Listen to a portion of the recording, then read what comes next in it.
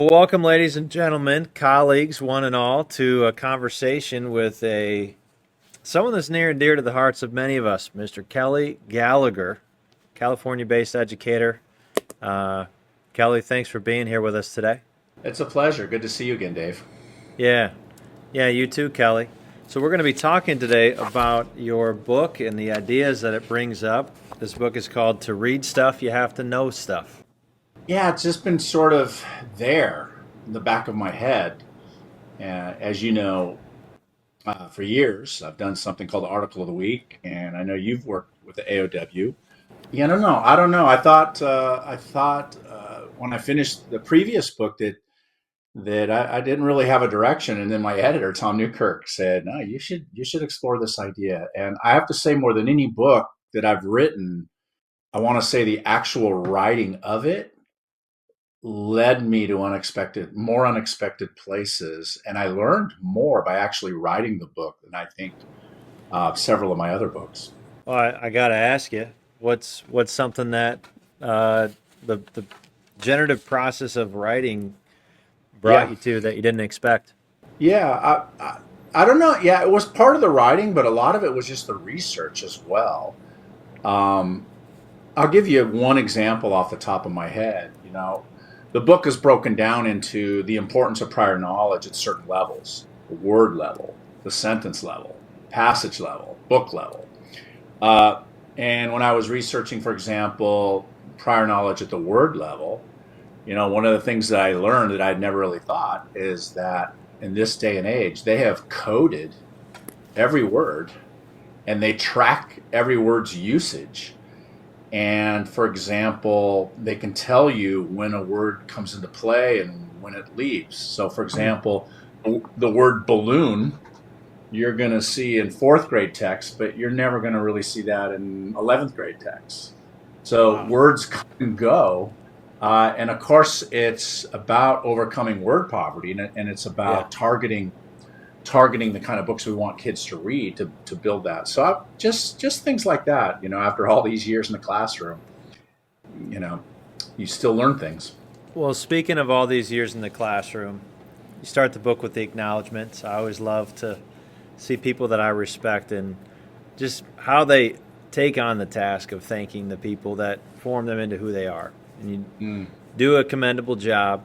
But one phrase that really stood out to me in what you wrote, and this was the last group that you thanked, and you gave them pride of place at the end, are the two generations of students that you've taught. Two mm. generations of students. And I just want to ask you, so you're retired, recently Lowercase retired, is r, that lowercase lowercase? r. I do not. I'm not in the classroom every day. I'm not. I don't have the grind that you have, and that many who are listening to this have. But I am still employed by the Anaheim Union High School District, and I'm still in and out of classrooms. Okay. I have the best setup possible because they basically say to me, "Work when you want to and do what you want to. Oh, Work as that. much as you."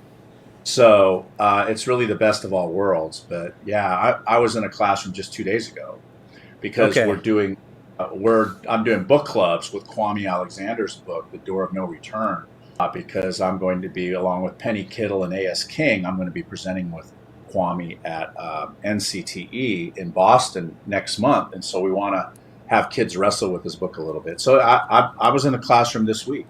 Well, I knew there's no keeping you away from a classroom anytime soon. But you're a part of this, a group that I think a lot of us aspire to be, and that's this people that have worked multiple decades, full engagement with the work through the highs and lows of teaching. And so as you enter into this next phase, this phase of, yep, there's not a class of students waiting for you every hour, every weekday. It's got to be a little bittersweet. So what's something that's sweet and what's something that's bitter about this new phase of your career? Uh, I could list more than one on both sides, each side of that coin. I would say on the grateful side, I just look back. Like today, I got a text from a student I had 25 years ago. So I'm literally today. And so I'm grateful that I'm still part of, that conversation with some of the kids that I've had. On a more molecular level, I'm grateful I don't have to think about what clothes to wear every day. I don't have to. If you come from where I live in Southern California, this will resonate a little more deeply with you. I don't wrestle the freeway every day. I Mm. don't sit in dumb faculty meetings anymore. So that those are a number of things that I'm super grateful for. But as I would say on the other side, I miss the students. I miss the contact. It's odd. I actually miss reading their work. I don't miss reading all of their work because it's too much, but I really I love to read my students' writing and get to know them that way. And just on kind of on a personal level, I miss my lunch table. I miss my buddies who we all ate lunch together for Yeah. many, many years. When I left, there were six of us. Now there's three of us because two have followed in my retirement footsteps from the day to day.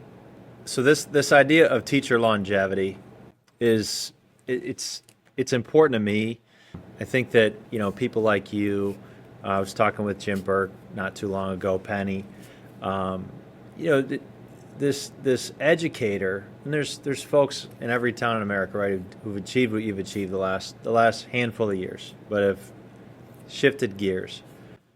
I worry a lot, Kelly, that the 30-year teacher, the 30 plus year teacher, is really like an at risk thing. It's something that we're at risk of seeing a lot less of. So as you look back in your career, all the changes that you weathered, many of which you do address, like you share anecdotes from all around your career in the book. It's one thing I enjoyed about it. Mhm. What advice would you give to teachers that want to, we want to be in this position of leaving well, right? Shifting into a different role after this full amount of time in a classroom. What do you think it's going to take for teachers like me, middle of career, and the many teachers who are Mm. starting out in years, 0 through 5, right now this year, watching this? What's it take to endure and endure with the full soul engagement that Mm. you've been able to achieve? If I could answer that in a soundbite, I would be really, really rich. But I think some of the cliche kind of answers to that are real in the sense that, well, first of all, let me just back up and say I think teaching now is harder than it's ever been, especially post-pandemic, especially in the climate that this country is in right now. I think teaching is extraordinarily difficult. I believe very strongly, like when I was a first or second year teacher, I received advice. And my advice was go find somebody like a Dave Stewart who's taught for how many years have you taught? 18. Go find somebody who's been in the classroom 18 years who still really likes it Mm. and really latch onto that person.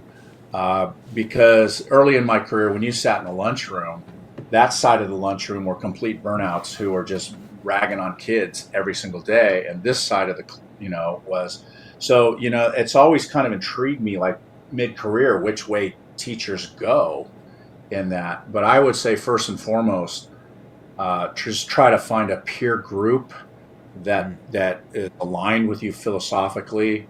And not only would we have lunch together, but we'd go out once a quarter and a local pub and just blow off steam. You have to have, a support system. If you're sitting in a silo, it's going to be very, very difficult. I also would say, grant yourself grace. Um, if your goal is basically to decide, let's take writing, for example. If your goal is to decide who gets an A and who gets a B and who gets a C, then fine, go ahead and grade the papers and hand them back. But if your goal is really that everyone in that room will improve, then I think there's a recognition that kids come into that classroom really far behind and you don't have the miracle wand, but wherever they are, you try to move them, right? And it's very, very difficult, but I think everyone improves is a very different mindset than sorting winners from losers. I would also say that because of the disparity of ability level in the room, that the element of choice really came into my classroom a lot heavier in the second half of my career, because when I began, whatever the core novel was, there was a little gap between that novel and some of the reading abilities and some of the kids in that class. But when I left the end of my career, there wasn't a little gap, there was a large gap Mm. between that core work and some of the kids who were in that room. So, I think to take reluctant readers and force core works one after another upon them when they're not able to read them is problematic. And so I think one of the ways that I try to keep going and keep my kids going was, more independent reading, more book club reading. And when I was mandated to teach a core, which comes back to my new book, and I don't mean to go there right now, but it's all about how do you frame that book? How do you frame that core novel? Because if you think about the Right. hardest book that you teach, the hardest book you teach is probably the farthest away from your kids' prior knowledge and background. So, trying to be responsive to the kids, I would say adapt the attitude that you teach kids first and you teach stuff second. Yeah, and I like the the texture that you're giving to that, because it's a it's a common aphorism. We teach students first, and I think a lot of people struggle, like, okay, but how does it actually look? And you're giving some good texture and nuance to this idea. So I hope people will keep reflecting on that. I'll also say that the book really gets into this idea of responsivity to where your students are at, kind of all throughout. It's a through line through the entire book, and I appreciated that because on page 15, very early on, you bring up, this might be the biggest understatement in the book. You talk about the fact that in your last year of teaching, last year, in your 12th grade class, there's students reading at the advanced college level. There's students reading well below grade level, and then you say these gaps make teaching extraordinarily challenging. And yes, and in my career, I would say that that's probably the best way to stump me in if I'm leading a professional development is to ask me for the 30-second answer on how do you deal with that. So I'm going to give you more than 30 seconds here, Kelly. Um, and I think we're gonna the book's kind of about this, right? To read stuff, you got to be able to know stuff. But before we get into the practicals, how do you deal with this? Just like in terms of your own teacher motivation, you talked about grace a minute ago, but I mean this is among the most demoralizing things that a teacher faces. Is I've got this student who's like chomping at the bit, wanting more, more, more, ready to go, ready to shoot for the moon. And we've got this student who is at some significant disadvantages. How Talk to us more about how you just like maintain your will to teach in light of this extraordinary challenge of the gaps that exist between our students in all of our classes. Well, oh, that's a good one too. I'll start with a really radical statement. I believe all kids like to read, and I believe all kids like to write. Now, I've spent a lot of my career explaining why they've forgotten that and why they've actually come to see reading and writing as school tasks only. But I want to say, I think my job when I was in the classroom and with the teachers I'm working with now, and I'm consulting in a number of school districts now, that our job, it reminds me of the old The Courage to Teach from Parker Palmer, a book that was published many years ago, and I think it has subsequent editions. But in that book, he says, teachers became teachers of their content areas because there's a beauty there, Mm. right? I'm an English teacher because there's a beauty in poetry, there's a beauty in novels, there's a beauty in words, there's a beauty in writing. But he would also argue there's a beauty in algebra, there's a beauty in biology, there's a beauty in ceramics or coaching basketball. And we became basketball coaches or ceramic makers or scientists or English teachers because we are very dialed into the beauty that turned us on so much that Right. we made it our profession. And what Parker Palmer says, and this is really hard to do, but our job is to find that beauty and put it out on the table so that kids discover what got us going. And but often that beauty is suffocated by weekly quizzes or packet work or accountability that takes the joy out of. I'm not arguing no accountability, but I'm arguing there we need to be strategic about what kind of accountability.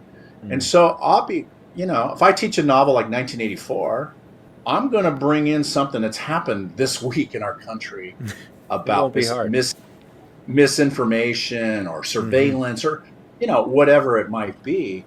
That, and Penny and I wrote about this, I think, in Four Essential Studies, is that our job is to provoke kids to want to say something. And I spent a lot of time thinking, okay, what is that thing we're going to surround today? Is it a photograph? Is it a chart or a graph? Is it a YouTube video or TikTok video? What is this thing that I think will motivate kids to want to read and write and talk more about it? And so that's kind of how you know, it's a cliche, and I've said this in other places, but when I was a young teacher, I had a master teacher tell me there's two kinds of teachers in the world: those that have taught 30 years and those that have taught 1 year 30 times, Yeah. right? And so what I want to say is I taught Romeo and Juliet forever, but those provocations change.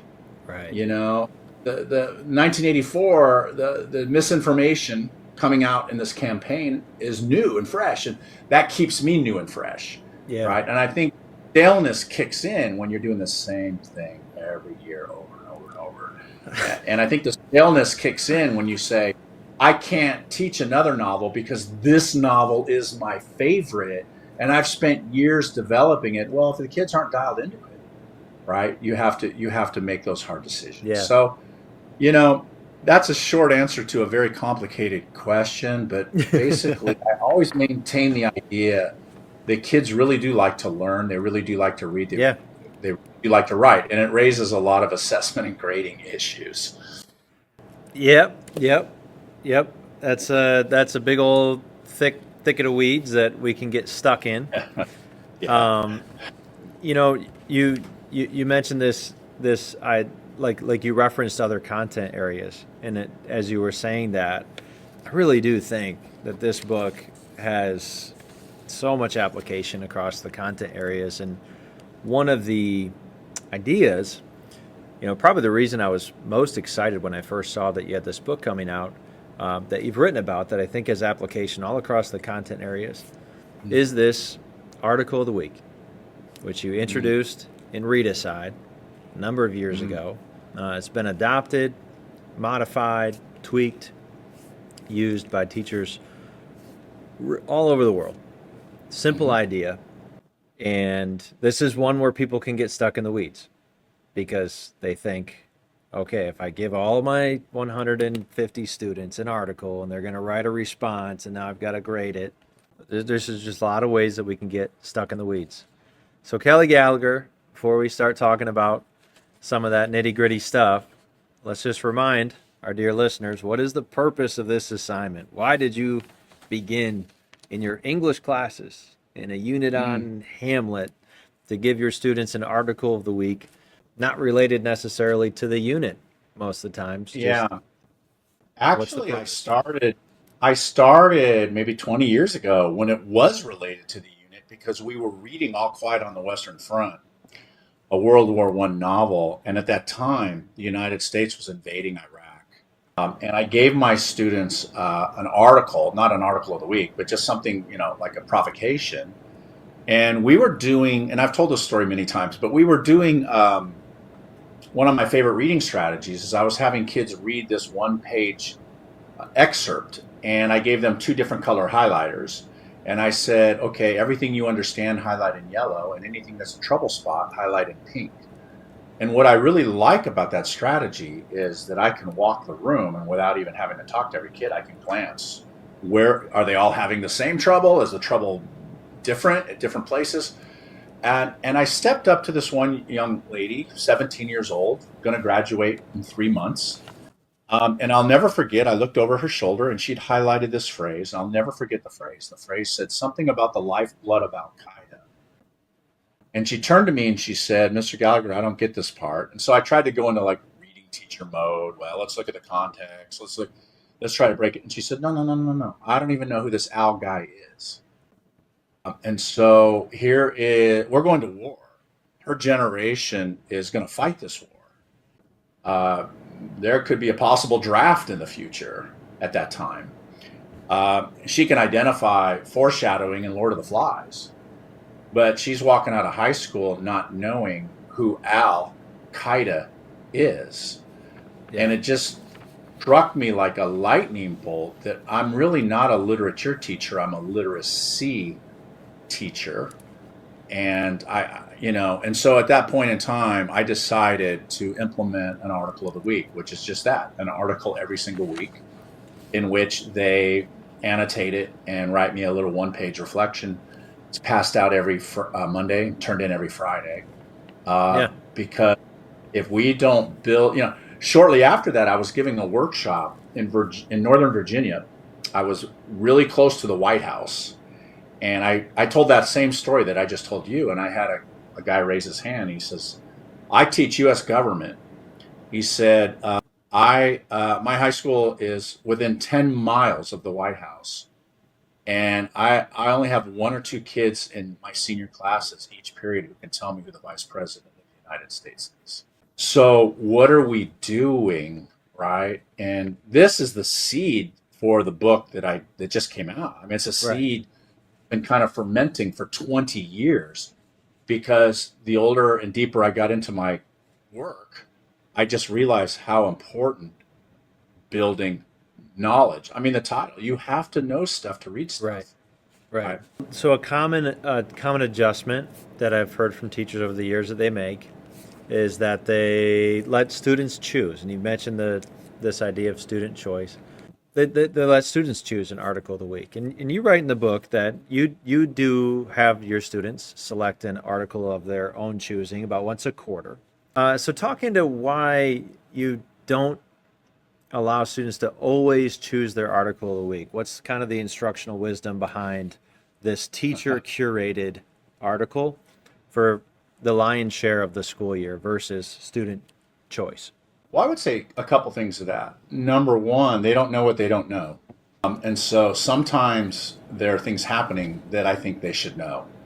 And, you make that decision every single time you teach a novel.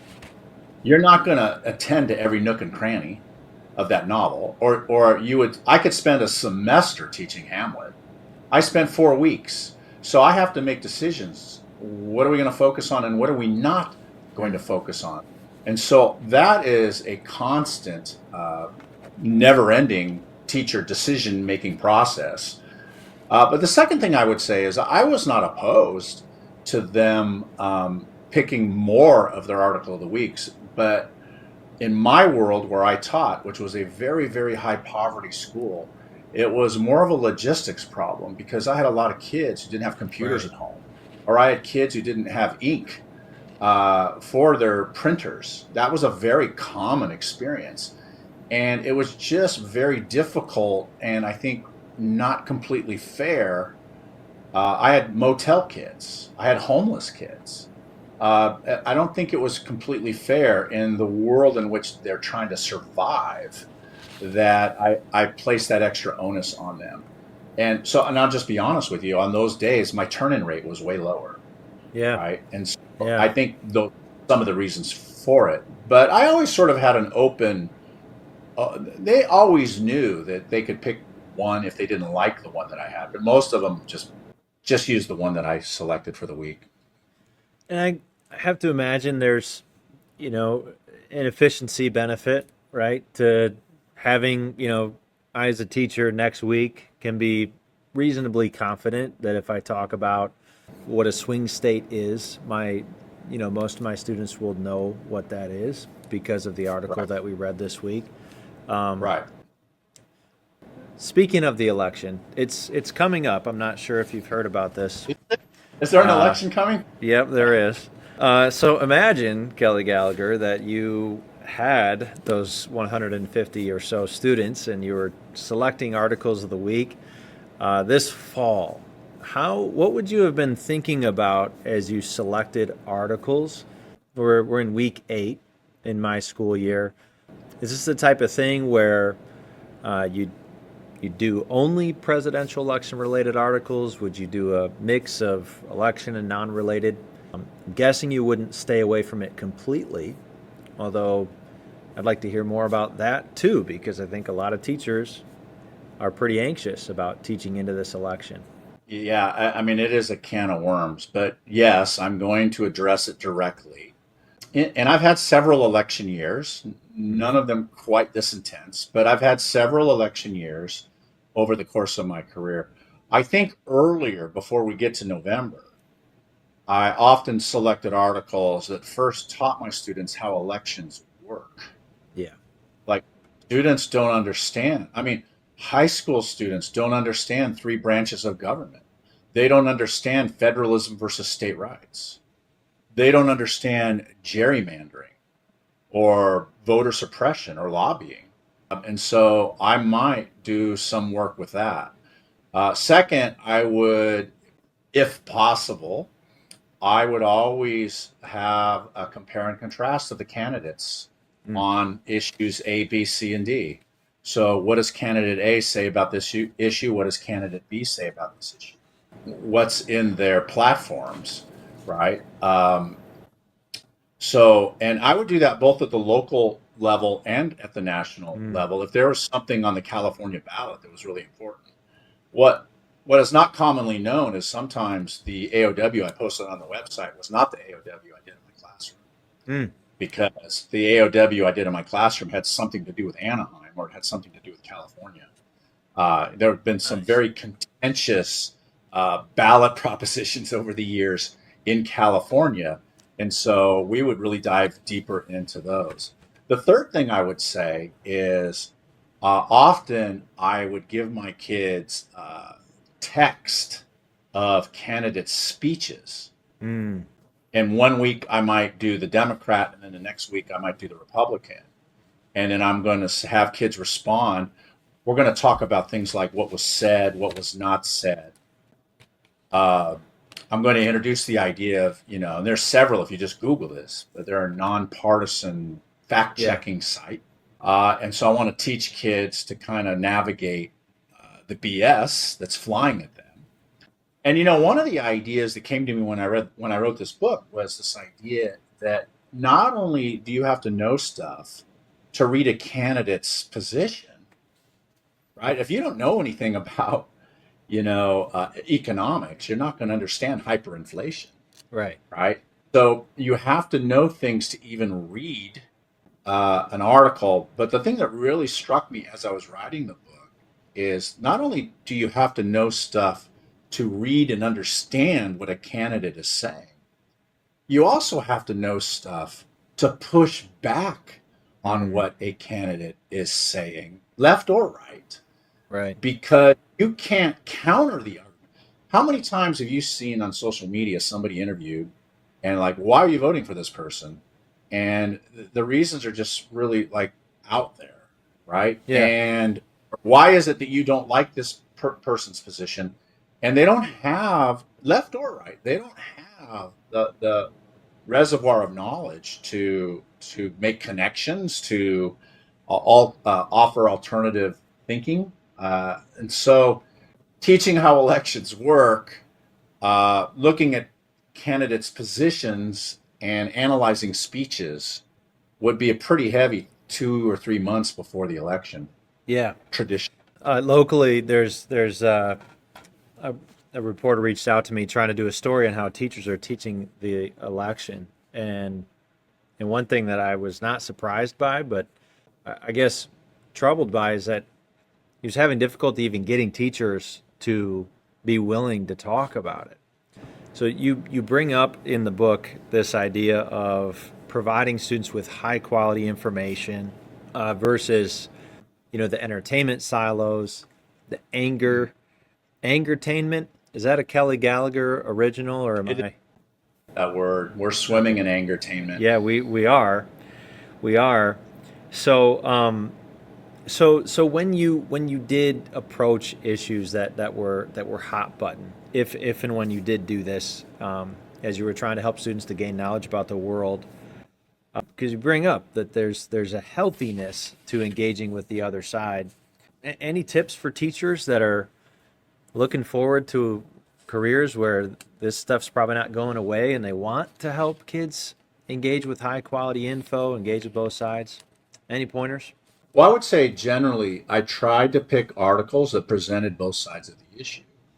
Now, if Trump is found guilty of something, um, I mean, I'm not making that up. It's news, right? Right. And so, but in the article, there's going to be a denial. There's going to be, I try to pick articles from both sides, but we live in a society right now where certain states want to shield kids from Yeah. what is happening or what has happened.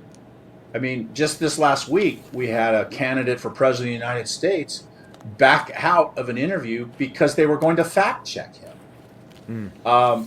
Yesterday, the governor of Florida threatened to sue a television station because they ran ads that encourage people to vote for an initiative that's already on the ballot. Mm. So we live in I think it's a crazy time. Yeah. And but I'm very, occasionally, once in a while, I get an email from teachers that says, "Oh, I couldn't do this in my district," or "Your articles are biased."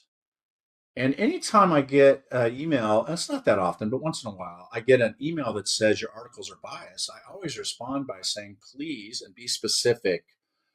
Highlight the bias in this article for me so that I can, try to get better."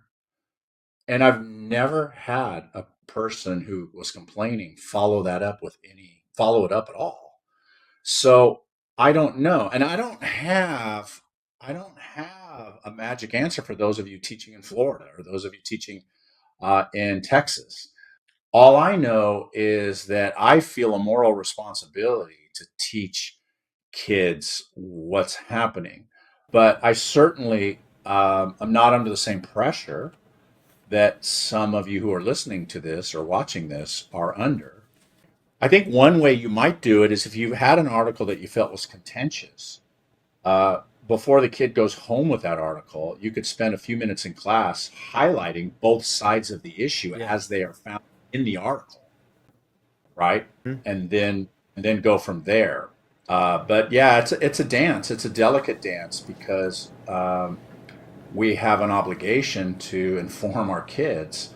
And that's another thing that, kids have a hard time transitioning to because they often believe the article of the week is selected to entertain them. It's Yeah. not to entertain, it's to inform them of what's happening in the world because they don't know what is happening. So, again, maybe have them do that highlighting exercise. But I'll leave it up to those of you listening to this to use your professional discretion too. Well, If you're going to get fired, or run it by your department chair or principal first. and I think that the framing is so important that you've described. The writing prompts that you give as sort of standard examples at the end of an article of the week. I think those are important to highlight for students too, and just kind of it's like putting a double underline under what is the purpose of this assignment, what is the purpose not about this assignment, what are you allowed to do with this assignment. Like you're encouraging students to question, to push, to write in I conversation do with the give them article. suggest- I do give them suggestions at the end of the article of how they might respond, but they are Right, simply suggestions. Kids can respond any way they want, and always, whatever the topic is, the first question is always the same. What do you think about X? right. What do you think about this issue? Uh, and And that's so a they're pretty very hard open thing to ended. I'm not argue with, here right? that I mean, different direction.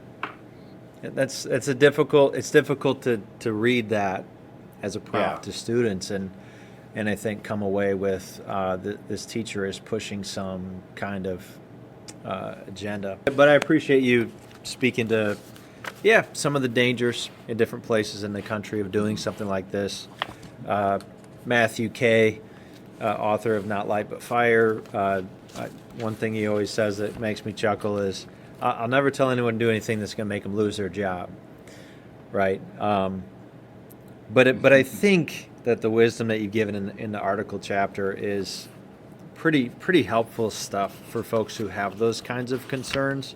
Even there's this activity that you describe of pulling headlines from a far left source, a moderate source, and a far right source. And you actually explain to students, you show them how to use allsides.com to discern the leaning of a source. But even that, like you told the story of who's this Al guy. I had to take 10 minutes in class this year just to teach my students what does right and left mean, right? And I think that's another one where if with all the rhetoric flying around, if you don't even understand what's meant by these different sides, it's really difficult to understand what people are talking about. My last class couldn't tell you how many Supreme Court justices there were or how decisions were made. These were 12th graders, Yeah. right? They didn't understand the balance between the three branches of government. Yeah. Yeah. So, thank you for this long marinated. Just that chapter alone in the book, I think, is going to delight a lot of people who've been using this, and hopefully, folks all across the content areas. I want to ask you that. So obviously, as an English teacher whose audience is predominantly English teachers, you have a lot of English teachers that adopted the Article of the Week over the last couple of decades, and there's a problem in that, right? Because typically, the folks who need another thing to add to their lessons are not the English teachers. Have you seen movement in the schools that you visited, the folks you interact with, that Article of the Week or something like it is being adopted in a more broadly across the school day kind of way? A little bit here and there, I run across that. I should say also that the book To Read Stuff, You Have to Know Stuff was probably more than any of my other books, not solely aimed at English teachers, Yeah. as you and not solely aimed at high school teachers because the research is very interesting. Your level of understanding the world when you enter kindergarten Mm-hmm. is a strong indicator of where you're going to exit in the 12th grade. I would say that I've seen it done in history departments. One of my former colleagues, Kelly Turner, Yeah. has Graph of the Week. And if you Google Turner's Graph of the Week, uh, she uses really like up-to-date graphs that you could use in a history or science class or an English class. But she does it in her math class because she's not just teaching math, she's teaching literacy and math. And so I have seen it adopted here and there in different ways. I would also say for any teacher who says, well, I already have too much to do, is that I spent almost zero time on it once it's launched. I mean, Yeah. I had to frame it and model it the first week or so every Monday. But once we're rolling, then every Monday I hand it out and I might do a little 3 minutes of framing. And it doesn't take anything else out of the curriculum. It just lies on top of it. And so they just turn it in on Friday. And as you kind of alluded to earlier, Dave, sometimes the AOW is aligned to whatever unit we're studying, and sometimes it's not. Sometimes it's like, this is happening in the country now. You guys should know something about it. And I think really helpfully, you describe in the book that, in terms of this paper load that's coming in, all these student responses to articles, this is not something that you are in any way overthinking. You give a grade to them because the context within which you taught, that was a normal thing to do as a normative practice. So you did do that, and you noticed that it helped some students to maybe be more likely to turn it in. But how many seconds per written response did you say? I forget. Yeah, I mean, It's not a lot. possible 10 for their annotation and a possible 10 for their 1 page written reflection. But as I confess You're in the right. book, I may have spent 5 seconds on a paper. I just look at it. Oh, this looks thoughtful. 10. This looks thoughtful. Or this looks thoughtful. 20. This one, I don't know. And kids can redo them if they want. And occasionally, I'll just stop in and make a little comment on one or two of them so that they knew I was there. But I would grade a whole class set in 5 minutes. Yeah. And you're right. I only graded them because my system demanded that I post 2 grades a week. Right. And so one of them was always the AOW. Yeah, and all that you did, when you noticed inevitably, right? October, November, quality starts to decline. Mhm. Put a few exemplars on the document camera. Well, I revisit too. Yeah, for sure, because that's what happens is they begin to decline, and they need to see exemplars again. But I also revisit why. Right. Why are we doing this? What's at stake here? Often, when I introduce it at the beginning of the year, I give them a political cartoon in which they can read the words, but they have no idea what it's about.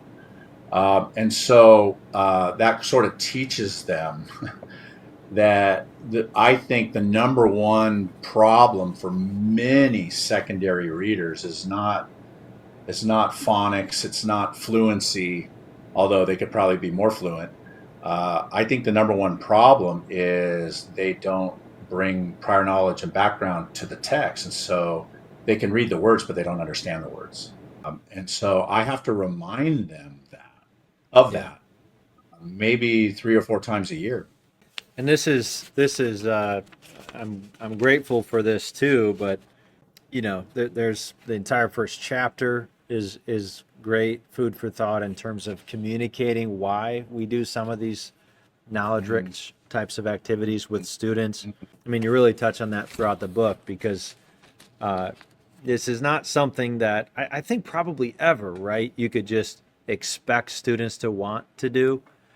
I think we're a little Right, guilty of right. forgetting that there's never been a class of students in the history of public education that would probably say, "Oh, goody, another article of the week." So we do have Yeah, to articulate the reasoning on a regular yeah. basis.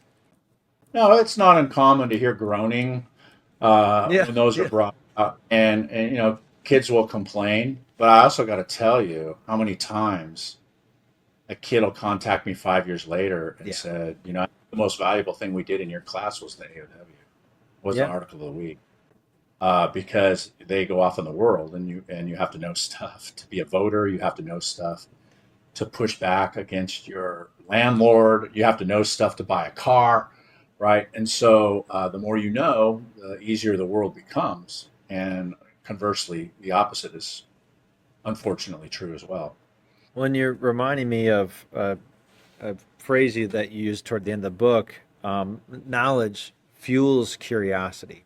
So Mm, interestingly, this activity, which students will and do groan about, is actually one of the mhm, best ways to reduce that inner groaning in the mhm. future when it comes to learning new things. You have to know stuff to want to know more stuff. If I know nothing about this election, I'm very likely to be demotivated to participate.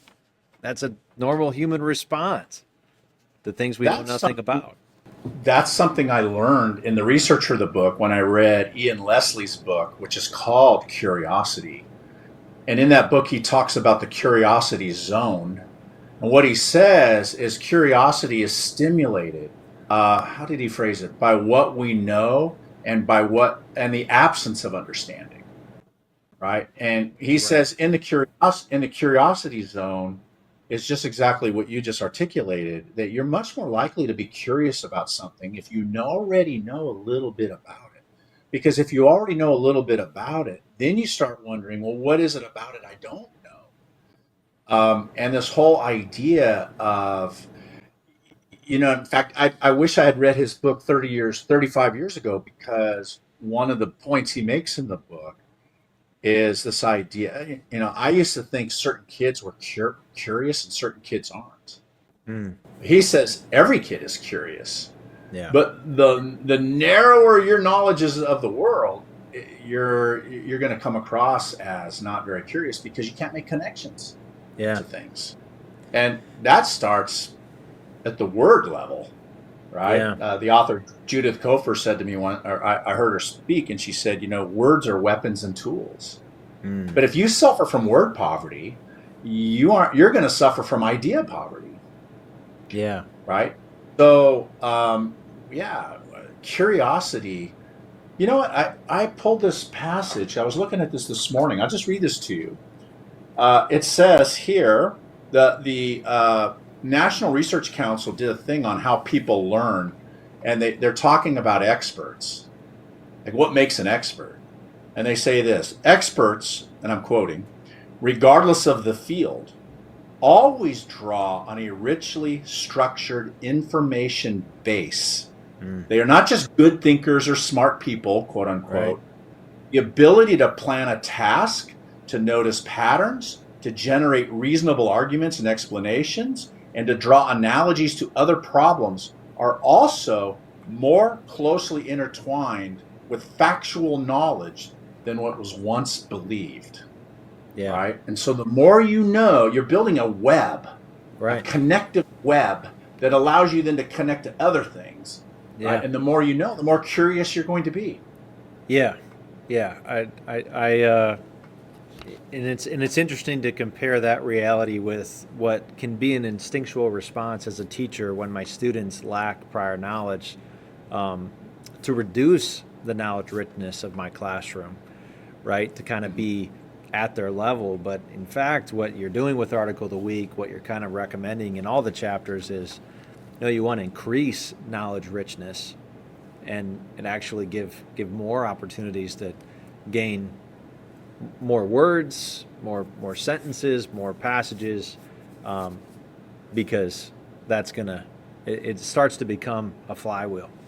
Yeah, I mean, I don't know if paradox is the right word, but the best way to help kids who don't read articles very well is to read a lot of articles. Yeah, And that yeah, that is the argument I make in the book, right? Like you only have them 180 days.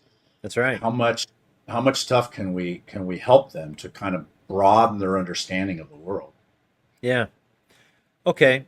Total topic shift, but have to ask you while I got you. Are you at all glad that you are exiting the full time classroom in a time when generative AI is increasing in sophistication and adoption left and right? You mentioned at the end of the book that had you had another 10 years, like you would have been looking for an opportunity to create a unit that dealt with this head Mm, on.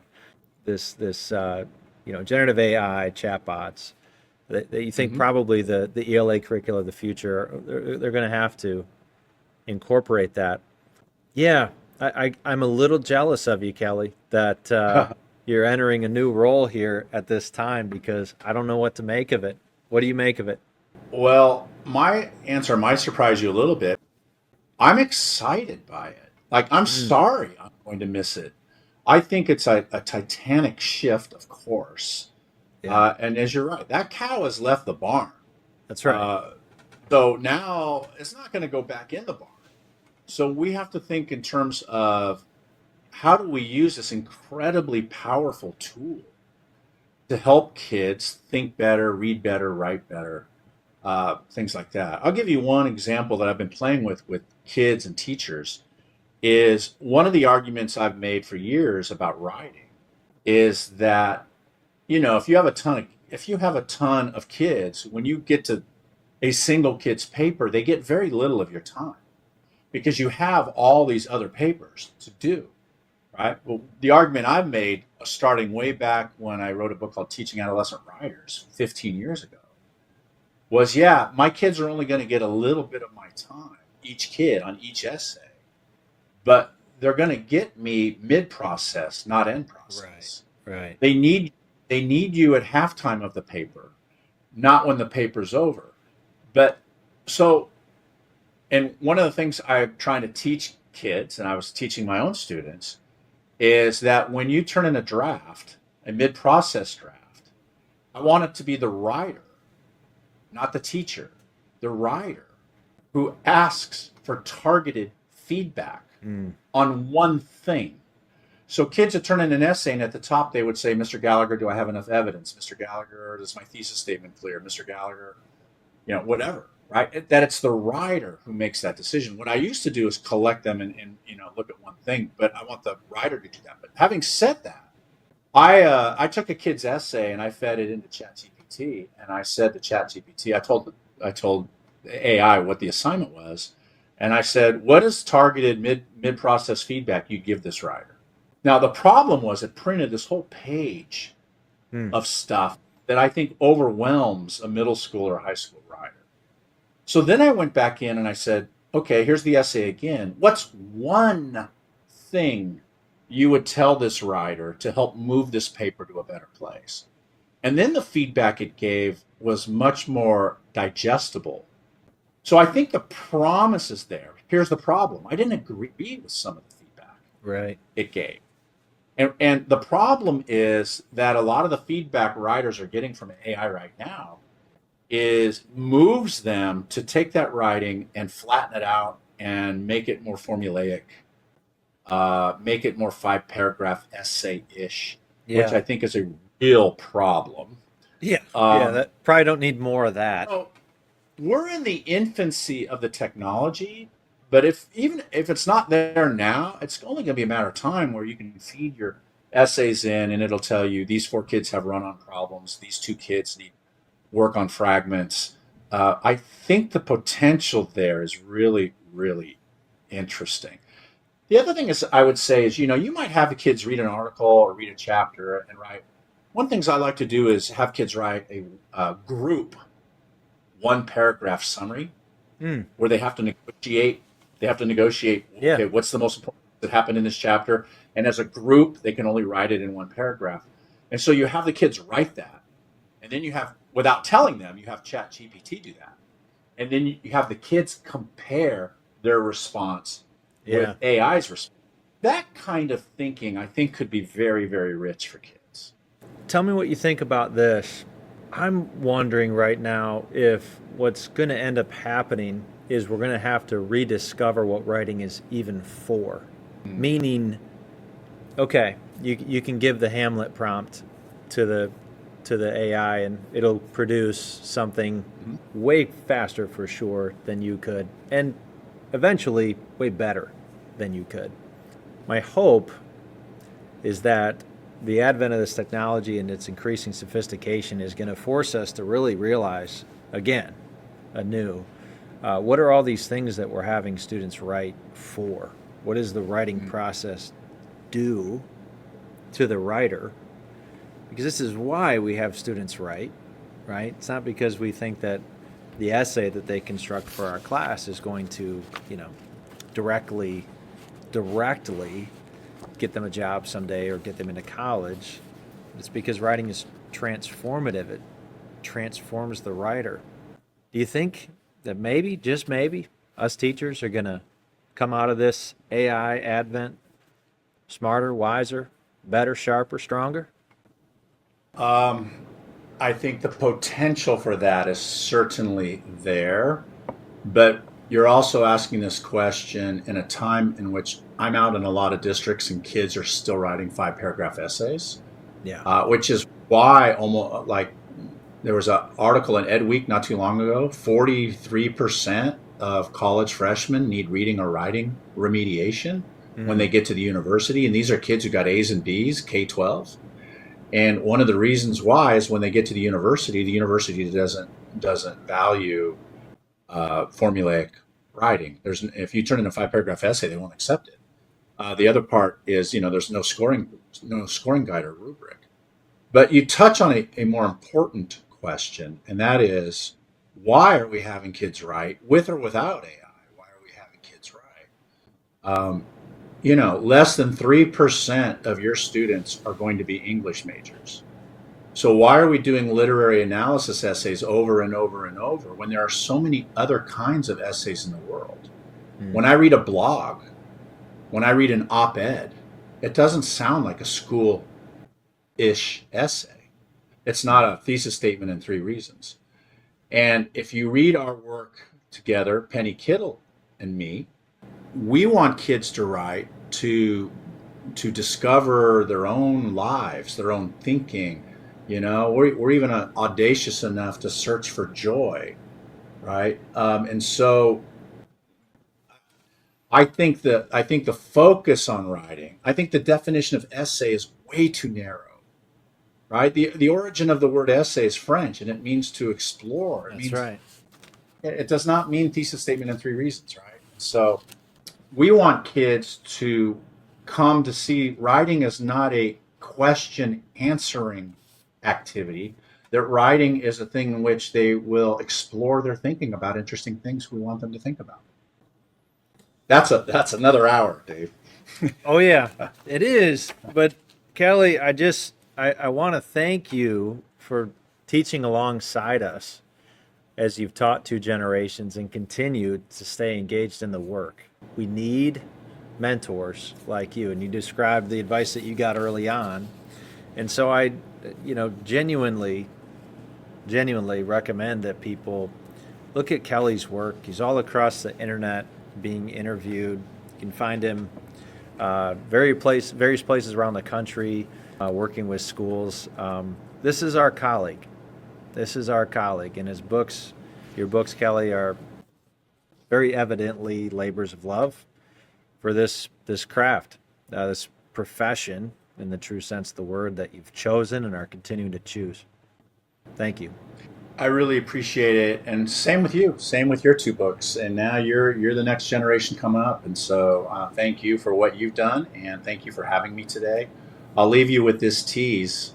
I've started another book, Oh, I was and gonna ask, but I felt like it was no, it's rude. okay because It's like asking it's the just mom with a newborn, like, "Hey, when's the next one?" So I literally restrained myself. Okay, tell us. no. I'm not going to go there. I'm just going Okay. to say that it's kind of a cumulative. This is what I've learned Yeah. as a teacher. Perhaps last book. We'll see. Mm-hmm. But I'm excited about it, and so I'm having a lot of fun writing it. I So thank you for having me on, and thanks for your support. Yeah. Kelly, take care of yourself. I'll maybe see you in Boston next month. Take care, everybody.